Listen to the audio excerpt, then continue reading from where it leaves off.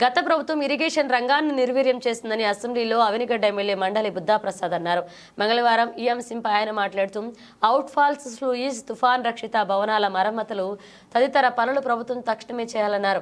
47 ఏళ్ల క్రితం సరిగ్గా ఇదే రోజున వచ్చిన దివిసీమ ఉప్పెన గురించి అసెంబ్లీలో మండలి ఈ సందర్భంగా ప్రస్తావించారు.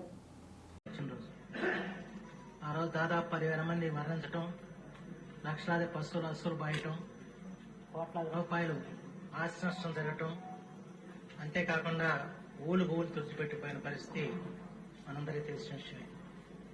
ఆ రోజు తాడి చెట్టు ఎత్తున ఉప్పిని వస్తే దాని రెట్టింపు ఎత్తున మానవత్వం ప్రతిస్పందించింది. జాతీయ అంతర్జాతీయ సేవా సంస్థలు వచ్చి మళ్ళీ మరుభూమిగా మారిన దివ్యసేవగా చేసిన సంఖ్య మనందరికీ తెలిసిన విషయమే. అంచేత ఈ రోజున ఈ సేవలో ఆనాడు ఎవరైతే మానవతా దృక్పథంతో మనకు సహాయం అందించిన జాతీయ అంతర్జాతీయ సంస్థలకు, సేవామూర్తులకి నా హృదయపూర్వక కృతజ్ఞతలు తెలియజేసుకుంటున్నాను.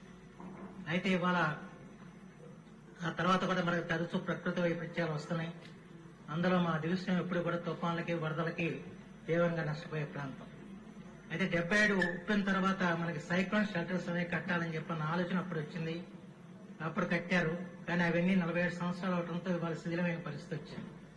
అంచేతన ప్రభుత్వాన్ని కోరేది, మళ్ళా ఎక్కడైతే శిథిలమై మనం కూల్చివేస్తామో ఆ షెల్టర్లన్నీ కూడా పునర్నిర్మాణం చేయించాలని చెప్పిన ఈ సందర్భంలో నేను రాష్ట్ర ప్రభుత్వానికి నేను విజ్ఞప్తి చేస్తున్నాను.